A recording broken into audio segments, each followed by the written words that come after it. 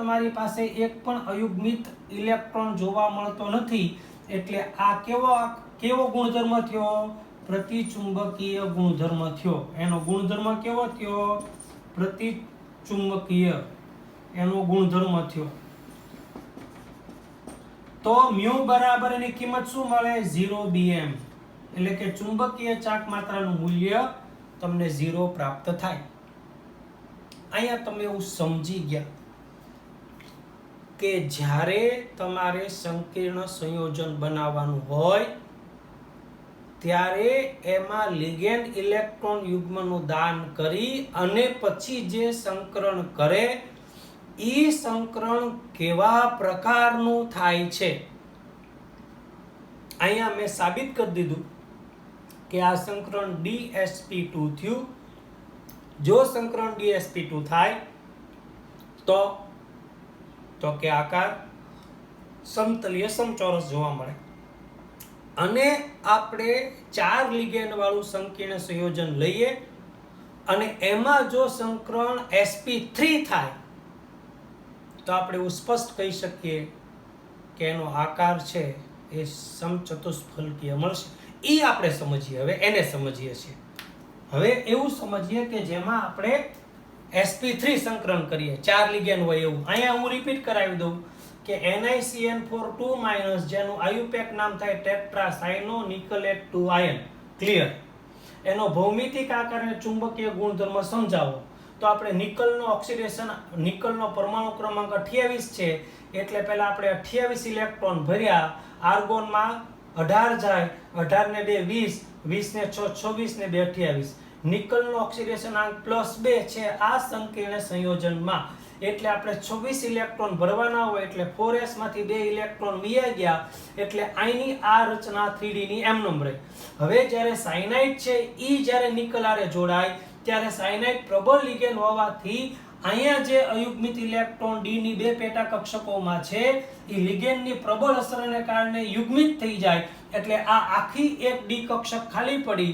બાકીના હવે આપણે 4 ઇલેક્ટ્રોન યુગ્મનું 4 Cn પ્રદાન કરે એટલે એક Cn આ એક d ખાલી કક્ષકમાં મોકલે, પછી બીજો Cn છે એ s ખાલી કક્ષકમાં મોકલે, ત્રીજો Cn છે e p ની બે Cn p ની 2 ખાલી કક્ષકમાં મોકલે એટલે 4 Cn છે અને 4 ઇલેક્ટ્રોન યુગ્મનું દાન કર્યું અને ખાલી કક્ષકોની અંદર આપણે ઇલેક્ટ્રોન યુગ્મ ભર્યા. પછી મેં સંકરણ બતાવ્યું. સંકરણ છે એક અહીંયા d, પછી એક s, પછી આ p ની 2 ભરાણી એટલે સંકરણ DsP2 થયું. જો સંકરણ DsP2 થાય તો એનો સમતલીય સમચોરસ આકાર હોય અને આમાં આ આખા સમીકરણ, આ આખા કક્ષકોની ભરણીમાં તમને એક પણ અયુગ્મિત ઇલેક્ટ્રોન દેખાતો નથી. એટલે આપણે એવું કહી શકીએ કે એનો ગુણધર્મ પ્રતિચુંબકીય હોય. જો ગુણધર્મ પ્રતિચુંબકીય હોય તો એની મ્યુની કિંમત છે એ 0 થાય અને એનું સૂત્ર થાય મ્યુ બરાબર 0 bm. તો આ રીતે આપણે સમજ્યા સમતલીય સમચોરસ આકાર. હવે આપણે 4 લિગેન્ડ વાળો એક સંકીર્ણ સંયોજનનું ઉદાહરણ લઈ અને એનો સમચતુષ્ફલકીય આકાર સાબિત કરશું. સંકરણ sp3 કરશું. જોઈએ આપણે. બોર મેગ્નેટોમ bm, એનો એકમ હતો bm, બોર મેગ્નેટોમ. હવે આપણે સમજીએ છીએ બીજો પ્રશ્ન.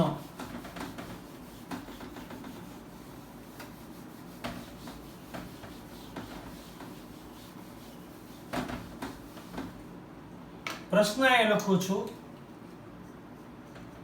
NiCl4 2- નો ભૌમિતિક આકાર અને ચુંબકીય ગુણધર્મ જણાવો.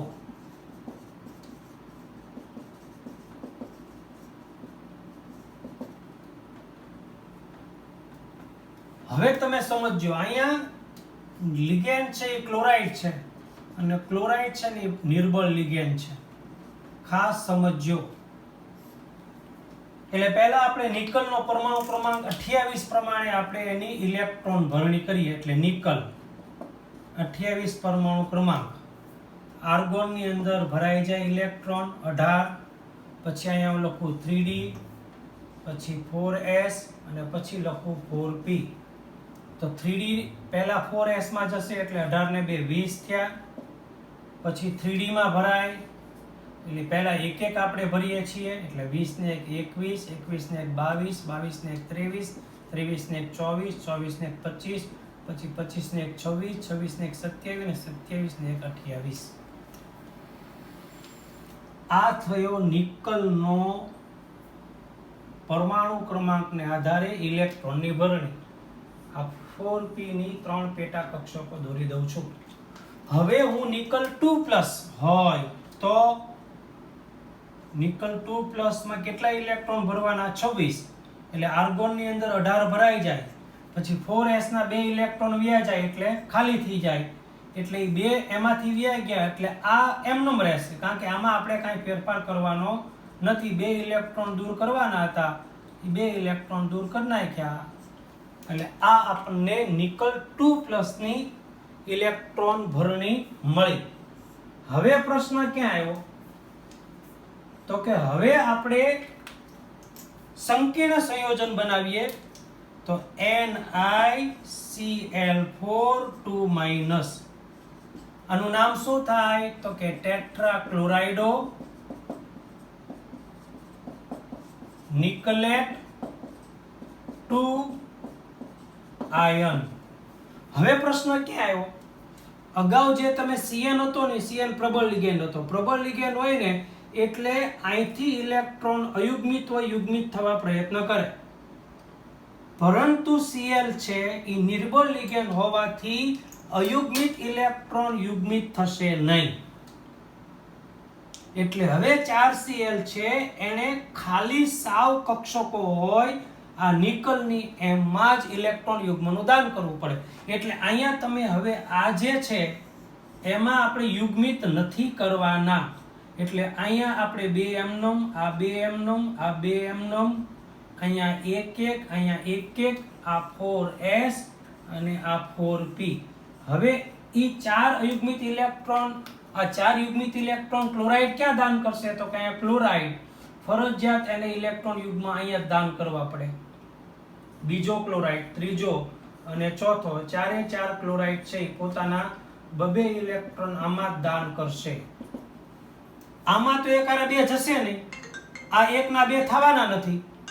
એટલે પ્રશ્ન ક્યાં આવ્યો કે અહીંયા હવે એક કે ઇલેક્ટ્રોન યુગ્મ આપી શકાય એવી સ્થિતિ નથી. એટલે અહીંયા એને ઇલેક્ટ્રોન દાન કરવાના નથી. તો ક્લોરાઇડ ફરજિયાત શું કરે? તો કે ક્લોરાઇડ ફરજિયાત છે ઈ હાવ ખાલી પેટા, હાવ ખાલી કક્ષકો હોય ત્યાં જ ઇલેક્ટ્રોન મોકલે. તો હાવ ખાલી કક્ષકો કઈ થઈ? તો કે S ની એક આખી ખાલી કક્ષક થઈ અને P ની 3 ખાલી કક્ષક થઈ. એનો મતલબ એમ થયો કે આમાં સંકરણ કેવું થયું? તો કે આની અંદર sp3 સંકરણ થયું. એટલે આમાં તમને સંકરણ જોવા મળ્યું sp3. જો sp3 સંકરણ હોય તો કે આનો આકાર કેવો નક્કી થાય? તો કે સમચતુષ્ફલકીય. એટલે આનો આકાર છે સમચતુષ્ફલકીય. ઓલામાં dsp2 સંકરણ થયું, આમાં sp3 સંકરણ થયું. આપણે સાબિત કરીને બતાવ્યું કે આ જ સંકરણ છે. હવે પ્રશ્ન ક્યાં આવ્યો કે આની અંદર તમને 2 અયુગ્મિત ઇલેક્ટ્રોન જોવા મળે છે. આખું સંકીર્ણ સંયોજનની કક્ષકની ભરણી કરી લીધા પછી તમને અયુગ્મિત ઇલેક્ટ્રોન દેખાય તો વાત કરવાની.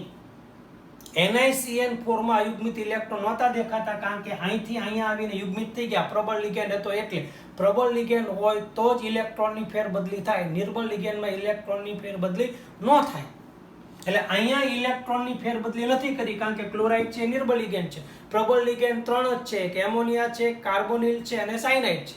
એમાં જ ઇલેક્ટ્રોનની ફેરબદલી કરવાની, બાકીનામાં નહીં કરવાની. એટલે અહીંયા તમને અયુગ્મિત ઇલેક્ટ્રોન આખા સંકીર્ણની ઇલેક્ટ્રોન ભરણી કર્યા પછી જોવા મળ્યા. એટલે અયુગ્મિત ઇલેક્ટ્રોનની સંખ્યા કેટલી છે? તો કે અયુગ્મિત ઇલેક્ટ્રોનની સંખ્યા 2 છે. ઇલેક્ટ્રોનની સંખ્યા 2 હોય તો મ્યુ બરાબર 2.83 બોર મેગ્નેટોમ ચુંબકીય ચાકમાત્રાનું મૂલ્ય મળે. મ્યુ બરાબર 2.83 bm. મ્યુ બરાબર અહીંયા લખું છું, મ્યુ બરાબર 2.83 bm. કદાચ નીચે ન દેખાય તો, કારણ કે 2 અયુગ્મિત ઇલેક્ટ્રોન છે. તો આપણે બહુ સરસ ઉદાહરણ ભણ્યા. એક NiCN લીધું, NiCN4 લીધું, 4 લિગેન્ડ, કેવો આકાર થયો? સમતલીય સમચોરસ. શું કરવા? સંકરણ DsP2 થયો. એટલે ગુણધર્મ કેવો થયો? પ્રતિચુંબકીય, કારણ કે એક અયુગ્મિત ઇલેક્ટ્રોન સંકીર્ણ સંયોજનની ઇલેક્ટ્રોન રચના પૂરી કર્યા પછી ન જોવા મળે. અહીંયા NiCl4 ની અંદર આપણે શું થયું?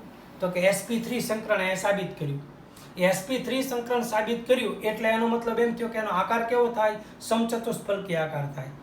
અને એમાં 2 અયુગ્મિત ઇલેક્ટ્રોન અહીંયા તમને સ્પષ્ટ દેખાય છે, કારણ કે આમાં ઇલેક્ટ્રોનની ફેરબદલી થવાની નથી. 2 અયુગ્મિત ઇલેક્ટ્રોન હોય તેનો ચુંબકીય ગુણધર્મ અનુચુંબકીય જોવા મળે અને એની કિંમત છે એ 2.83 bm જોવા મળે. એટલે કોઈ પણ સંકીર્ણ સંયોજન અનુચુંબકીય છે કે પ્રતિચુંબકીય છે તો જ તમે નક્કી કરી શકો.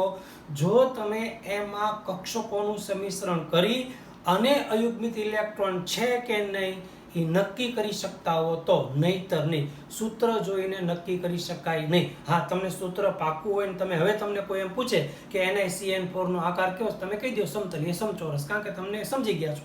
પણ અજાણ્યું કોઈ સૂત્ર આપ્યું હોય અને 4 લિગેન્ડ હોય તો તમે એનું જ્યાં સુધી ઇલેક્ટ્રોન ભરણી ન કરો ત્યાં સુધી તમે નક્કી કરી શકો નહીં. PtCN4 હોય ને PtCl4 હોય, શું કરવું આપણને ખબર નથી, પણ તમે એનું જ્યારે દોરો ત્યારે ખબર પડે કે અનુચુંબકીય છે, પ્રતિચુંબકીય છે, અથવા તો એમાં સમતલીય સમચોરસ આકાર છે કે સમચતુષ્ફલકીય આકાર છે. એ જ્યાં સુધી તમે સંકરણ ન કરો ત્યાં સુધી તમે નક્કી કરી શકતા નથી. તો બહુ મસ્ત ટોપિક છે. આજે આપણે શું ભણ્યા? તો કે આજે આપણે વર્નરની ખામી ભણ્યા. વર્નરની ખામી યાદ રાખવા માટે આપણે શું સૂત્ર આપ્યું? કેદી-ચૂપ સૂત્ર આપ્યું. કારણ કે સવર્ગ સંયોજનોની અંદર બંધન માટે ફક્ત પહેલો વૈજ્ઞાનિક એવો હતો જેનું નામ વર્નર હતું. એની કેટલીક ખામી મર્યાદા હતી, જેમાં શા માટે કેટલાક જ ધાતુ આયનો સંકીર્ણ સંયોજનો બનાવે છે એ નક્કી ન કરી શક્યો. ધાતુ આયન જ્યારે સંકીર્ણ સંયોજન બનાવે ત્યારે એમાં દિશાકીય ગુણધર્મો શું કરવા જોવા મળે છે એ નક્કી કરી શક્યો નહીં. સંકીર્ણ સંયોજનોમાં ચુંબકીય ગુણધર્મ શું કરવા જોવા મળે છે એ નક્કી કરી શક્યો નહીં. સંકીર્ણ સંયોજનમાં પ્રકાશ ક્રિયાશીલતાનો ગુણધર્મ શું કરવા જોવા મળે છે એ નક્કી કરી શક્યો નહીં. અને ચુંબકીય ગુણધર્મ સમજવા માટે આપણે સંયોજકતા બંધનવાદનો અભ્યાસ કર્યો. એ સંયોજકતા બંધનવાદને આધારે આપણે નક્કી કર્યું કે ચુંબકીય ગુણધર્મ છે અને એ સંકીર્ણ સંયોજનમાં નક્કી કરવા માટે અનુચુંબકીય છે કે પ્રતિચુંબકીય છે. એના માટે આપણે કક્ષકોનું સંમિશ્રણ કર્યું અને નક્કી કર્યું કે અનુચુંબકીય છે કે પ્રતિચુંબકીય છે. તો બહુ મસ્ત, બહુ મજાનો ટોપિક આજે આપણે સમજ્યા છીએ. બહુ ધ્યાન રાખીને તમે આને 2 વાર ફરજિયાત મને હોમવર્ક મોકલજો. Thank you very much.